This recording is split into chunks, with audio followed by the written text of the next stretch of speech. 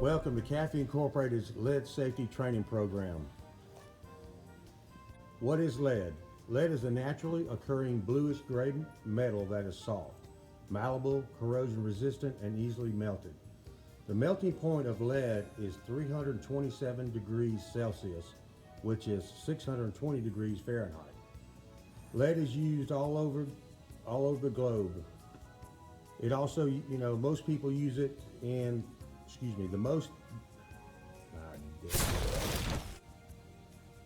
in the industry that Caffey is employed, lead is typically used in all to block X-ray.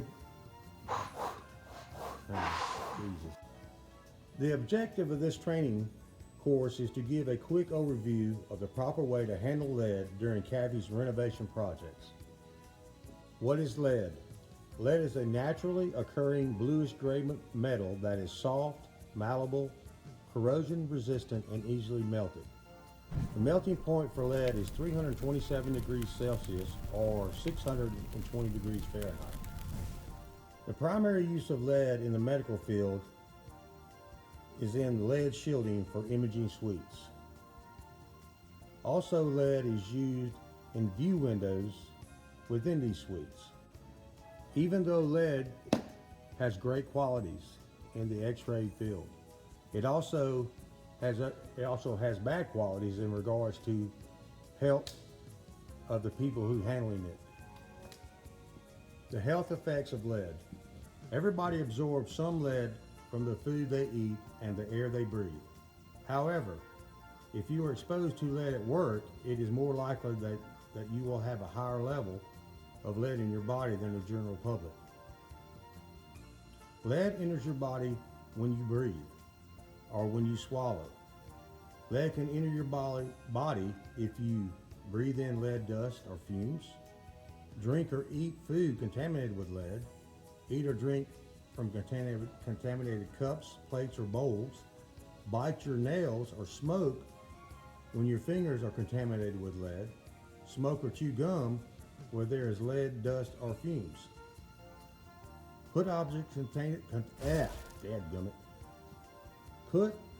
contaminated with lead in your mouth, such as pens or pencils from the work area.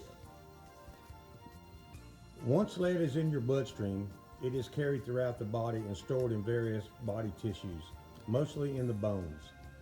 The body can get rid of lead naturally over time. However, lead may build up or accumulate in your body if it enters your body faster than you can get rid of it.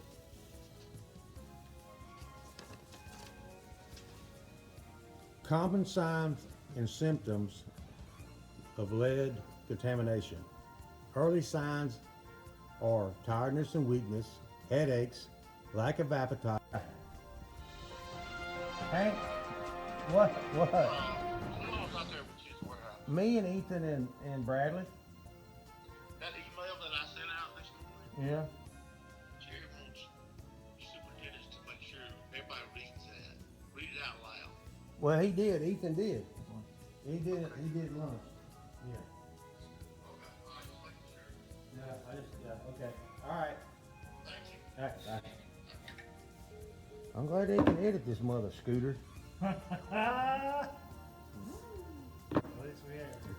Later signs and symptoms of lead contamination. Abdominal aches or pains, constipation, muscle and joint aches and pains, memory problems. Lead can affect the brain, the nervous system, the reproductive system, the digestive system, the kidneys, and the body's ability to make blood. Acceptable lead exposure limits. The acceptable lead exposure limit for an 8-hour period is 30 micrograms per cubic meter of air over an 8-hour period. OSHA requires that if your exposure limit or your permissible exposure limit is over 50 micrograms per cubic meter over an 8-hour period, a form-fitted respirator is needed.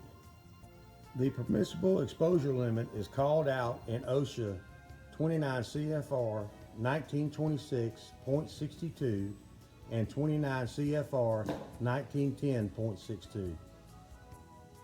These publications by OSHA will call out all your exposure limits, all your hazards, and all your safety precautions needed while working with lead. Requirements before working with lead. 1. Conducting a risk assessment to determine if the workers are at risk of harmful exposure to lead. Preparing and implementing an exposure control plan, a ECP, to protect the workers and any other workers that might be exposed to lead during the course of the work. The ECP must include a safe work procedures. Preparing and implementing a respirator program if respirators are required. Air sampling is required in rare cases when working with lead. Before any lead removal or installation is to be started, posted warning signs at the boundaries of the work areas where hazardous lead exposure could occur is required. All individuals working with lead must be a qualified person. Under the regulation, qualified means being knowledgeable of the work, the hazards involved, and the means to control the hazards by reason of education, training, and experience, or the combination thereof. The following work must be performed by a qualified person: conducting lead risk assessment, assessing the effectiveness of the existing and planned control measures, developing an exposure control plan, developing safe work practices and procedures, selecting the appropriate personal protective equipment, and evaluating worker exposure data either from air monitoring, surface sampling, or the objective air monitoring data. The following is an example of the typical lead products used in Caffey renovation projects. A rolled sheet of lead, typically a 1/16 inch thick. In some other projects within Caffey's, we also use lead bricks. Most all projects within the Caffey, take one. Most all Caffey projects, we will encounter some type of lead via shielding or bricks. During these projects, a lot of times we will remove or demo the existing lead shielding or portions thereof. During lead removal, the PPE for the lead removal depends on the method of removal. In all cases dealing with lead, whether demo or installation, PPE is required. The standard PPE is gloves, foot covers, Tyvek suits, and dust masks. These are respiratory protection choices for different maximum use concentrations of lead. Please note, PPE for working with lead. PPE. Provide workers with appropriate respirator to remove contaminants from the air, depending on the exposure level. Ensure that workers use protective clothing to prevent skin contact with lead contaminant. The use of disposable protective clothing is recommended. Workers should wear protective clothing that is made of a material that resists penetration by lead dust, covers the body and fits snugly at the neck, wrists, and ankles, covers the head, covers the feet, can immediately be repaired or replaced if torn. Once PPE is used, it should not be reused in other functions on the job site, as the PPE used in working with lead is now contaminated. This is an example of the typical PPE used in removing and handling lead. You notice respirators, Tyvek suits, hand protection, foot protection, and safety goggles at all times. During some Caffey projects, we deal with lead-lined sheetrock. The removal of this sheetrock is very critical. Industry standards recommend the use of a razor knife or shears to remove this type of lead. But other methods can be used, but the PPE and the engineering methods to remove it are quite different. During removal, if a power saw is used, all workers must have a fitted respirator with HEPA filters. Also, the area must Also, the area must have a HEPA filter air scrubber.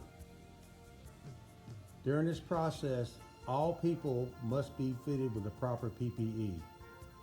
Also, the removal and the disposal of this type of material is regulated by each local community. Here are typical tools used within a Caffey project while working with lead via demo or installation. When at all possible, when working with lead and having to cut lead, a utility knife or a pair of tin snips are the best choices. We will now demonstrate the method using a utility knife to cut lead. Cutting lead, take your utility knife using a straight edge and score the lead.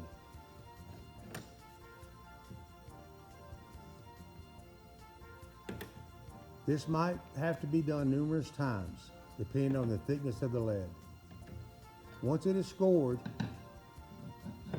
you can pick it up and bend it at the score.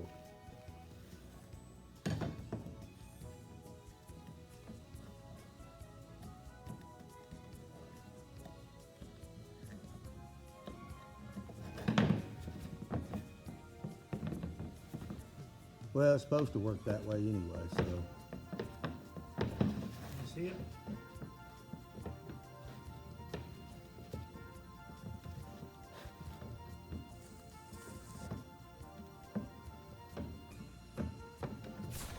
Yeah, A pair of tin snips is also another preferred method.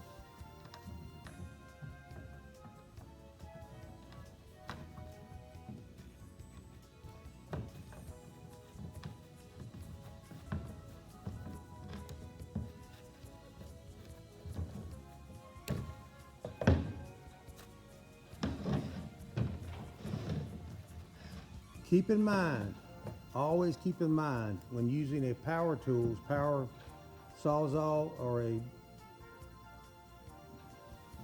when using power saw or portaband, the engineering methods for safety have changed. Next, we will demonstrate how to properly hang lead on a framed wall. Due to the weight of the lead rolls, which are 48 inches wide and 7 foot long, it's a good idea to place the lead roll on top of a ladder. That way you're not handling the total weight of the lead roll. Once you do that, if you will roll a portion of the lead out, and we're simulating a frame wall. See as we have it rolled out? All right, guys. Once up, use both people. We can lift the lead up. Be careful. And attach it to your framing. Once it's attached, you can roll the lead down and your installation will be smooth and correct. Now we're demonstrating installation of the lead, the seaming of the lead sheets on a stud wall. First, determine the elevation of the lead shielding. Typically, for most projects, it's 7 foot above finished floor. Take your lead roll, roll it out,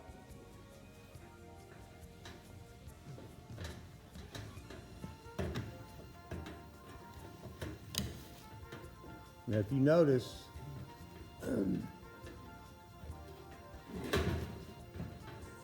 well, you won't be doing that on a full sheet, but that's fine. All right, so what you do is lay it out, use a rubber mallet to smooth out the lead on your joint.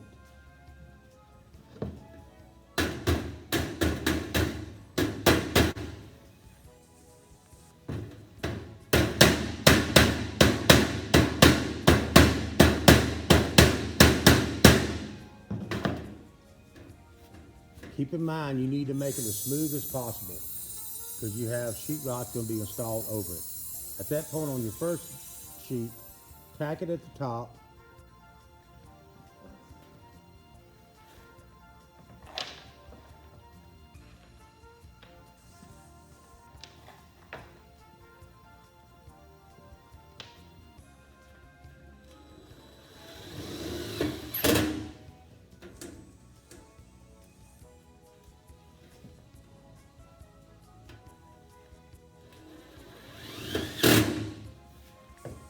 Okay, to make a proper joint on lead shielding, you need a 1-inch overlap.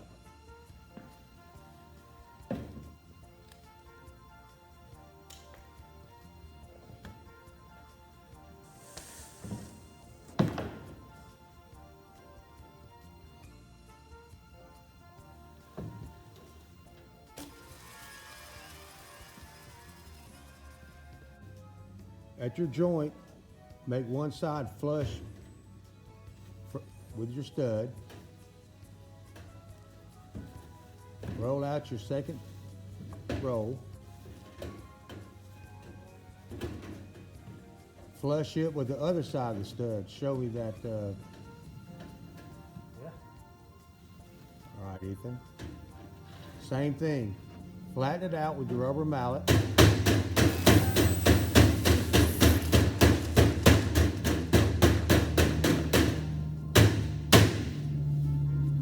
Keep in mind when you're tacking your lead sheets up, remember that you also have sheetrock going over.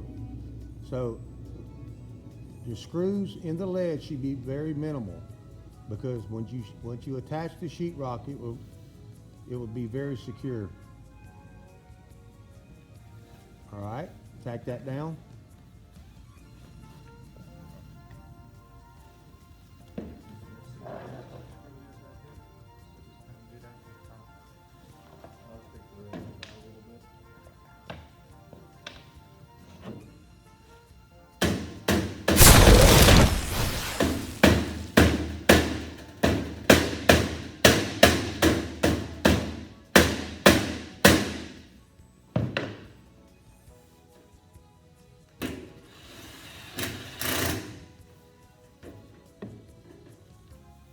Keep in mind that these lead sheets are very heavy.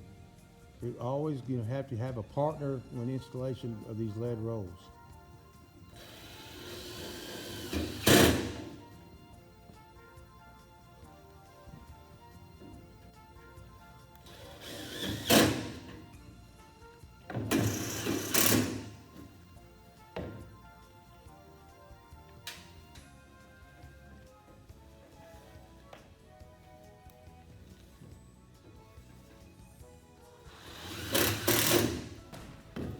And there we are, a typical example of seaming your lead sheets.